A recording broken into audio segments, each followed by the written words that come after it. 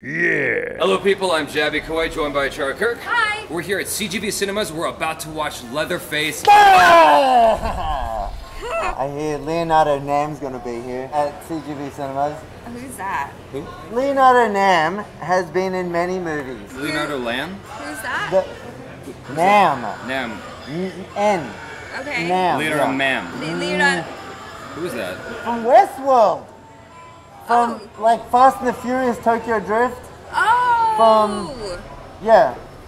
No? Okay. From The Perfect Score. But What?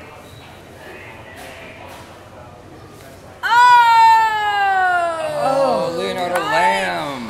You're the Asian guy in Nam. Westworld, Oh, right? I'm so sorry. Okay, well. Leonardo. you know what? Enjoy your movie. Okay, sorry. Appreciate it. Well, that was Oh, fun. jeez. Quite Whoops. unexpected. Okay, so we're gonna watch Leatherface.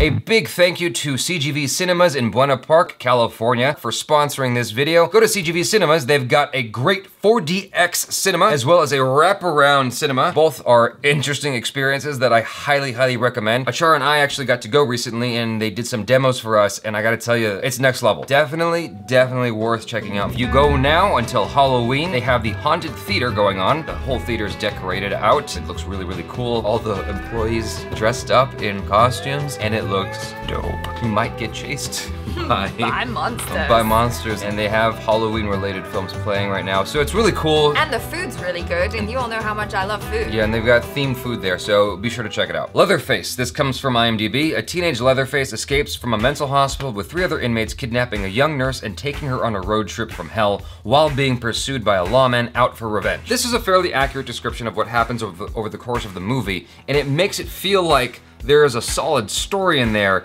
but I would disagree with that. Now, the film is not without its merits if you're into horror films. It's got its gory visuals. If you like gross out stuff, it's definitely in there. There's definitely like some stuff that'll make you cringe and make you upset. And you know, there's scary moments as well, but overall, as a film, I didn't feel like it had a strong story. It had 3 different openings and you didn't know who your main character was throughout the movie, and I think that's a fundamental issue. I think that what is most disappointing here is that there was potential for a good movie with a message about society, a commentary on society, and I think they missed that mark completely. They kind of touched on it, Yeah. but it wasn't quite there. It wasn't strong enough, basically, for me at least. Right. They decided to deliberately keep it a mystery who exactly Leatherface was throughout the film. And the problem with that is you don't actually know who you're following. Like, you don't know who your main character is, who you're rooting for. Everyone's kind of messed up, and it's just like this kind of mess. Now, the actors in here are great. Like, with what they have to work with, all the actors did a fantastic job, I thought. Yeah. I liked everyone who was here. Stephen Dorff, Lily Taylor, Sam Strike, Vanessa Grassi, you know, Finn Jones, Sam Coleman, like everybody. Everybody here did a great job acting-wise. Even the directing was cool, like the way the camera work was. Sometimes the directing and editing choices made it a little bit predictable when scares were coming. I felt like I could see what was coming.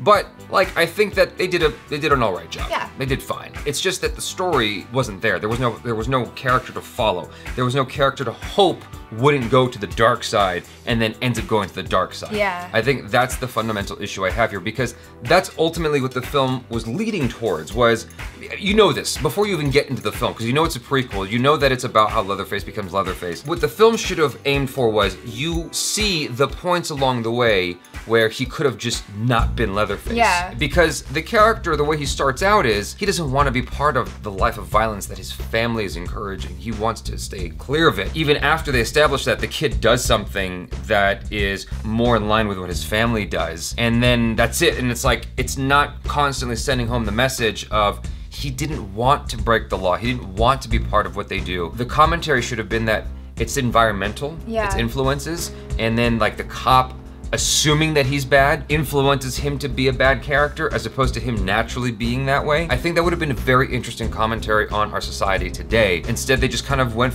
in these different random directions. They just needed to focus it more. And had they done that, you would have actually had a very compelling story here. I would have really liked a main character to follow because there was no lead here. The way the description is here, it says Leatherface escapes from a mental hospital with 3 other inmates. It's like, that's not actually what happens in the movie. He's kidnapped along with the nurse is what happens. That's not a big spoiler. That happens fairly early in the movie. I mean, that's the best I can say is like, I'm frustrated because even though I'm not into horror movies, even though it's not my thing, I'm more into films like Get Out and Don't Breathe. Like, those are more my speed, or Jaws if you want to go back like really far. Yeah, but there's lots of different types of horror movies. Sure. So like you're more into the psychological thriller, and this is more of a gross, gory, you know, lots of blood and guts and grossness in general. That's all fine.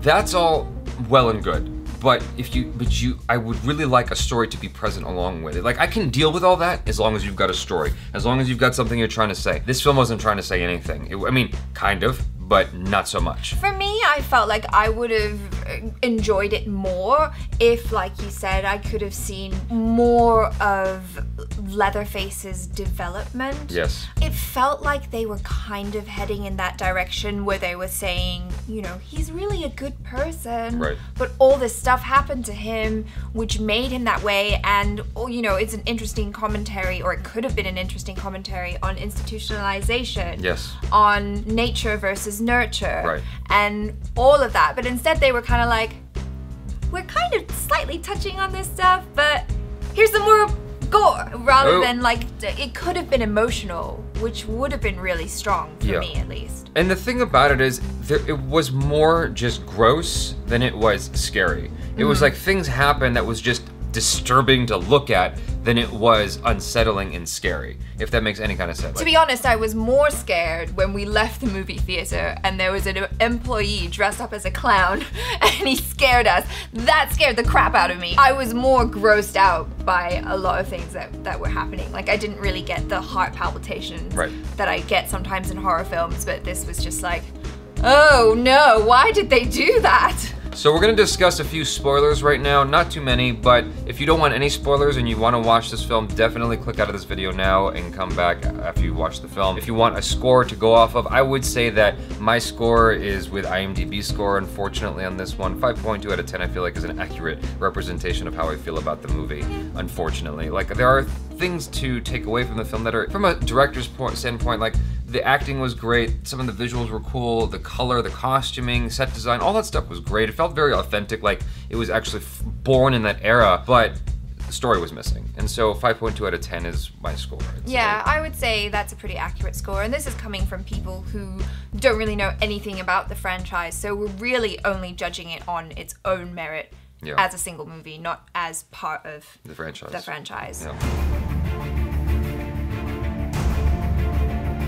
As far as spoilers go, you guys have left that don't want to hear spoilers. As far as spoilers go, I didn't feel like enough was built up to merit him chopping off the nurse's head. It didn't feel like that relationship was built strong enough and focused in hard enough of his love for Bud and what Bud has done for him. Like, they needed to really establish why he cared so much about Bud, other than just because he cares about Bud. Were they a family? Wasn't Bud the fat kid from the beginning? I wasn't sure either. Like, that wasn't clear to me. It's not super clear, all this stuff. I mean, maybe he was. Maybe he was. Like, that's the unfortunate part, was it wasn't really clear who became who. And it seemed like they were trying to say, oh, Bud becomes Leatherface, and then, oh, psych, no, he's not. Like, that's a big problem to me. Like, you should know exactly who Leatherface is. That shouldn't be some game the director's playing with, or the writer's playing with you. It should be clear that this guy is who becomes Leatherface, and you're just hoping, even though you know what happens, you're just hoping that he doesn't. It's kind of like Apollo 13. This is nowhere near on par with Apollo 13, but like, you know what happens with Apollo 13. You know they survive if you read the Wikipedia page or read the history on it.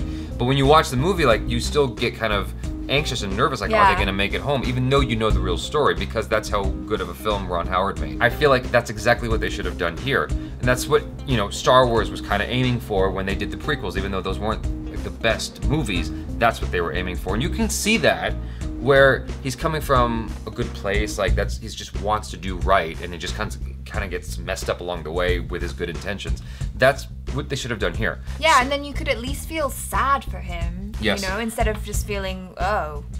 And so what I wanted was something that drove him very obviously and clearly why he completely lost respect for this nurse to the point that he just wanted to murder her. It needed to be clear that Bud has gone above and beyond for him, has got his back every time he was in trouble, etc., etc. And then eventually, like, when Bud gets killed, it's just like, you see he's devastated in the movie, but I don't give a shit. Like, I don't care. I don't know why he's devastated. It's like, other than, you know, they're pals, and he was like... I mean, there were instances where, you know, Bud was the protector. Bud was also a guard against him, though. Yeah, I know. So he's that was not the brightest... I was gonna say the brightest tool in the shed. That's not the right term. The brightest crayon in the box, or the sharpest tool in the shed. Yeah. My point is, Bud's loyalties were not exactly clear in the movie. Right. It should have been that Bud was alongside them as well, the nurse and Jackson, and he was also just a hostage, because then it would have been very clear that Bud is like there to protect him, etc. And then, you know, when he goes down, when he gets shot, whatever it is, and Jackson loses his mind, it makes more sense. And so you directly correlate that with it being the fault of the nurse, and everything the nurse does is just leading to Jackson getting into more and more harm, into harm's way even further, despite his advice. Then I can kind of get it. That's where I'm lost. It's like it was this mess, and I could see what they were going for, but it didn't quite coalesce into something cohesive. That's the problem. And so when he finally cut off the woman's head at the end, I'm like, that happened because he's Leatherface now. That didn't happen because it felt emotionally motivated. That's what I'm trying to get at. That's all I'm saying. And it's like, it could have been that movie.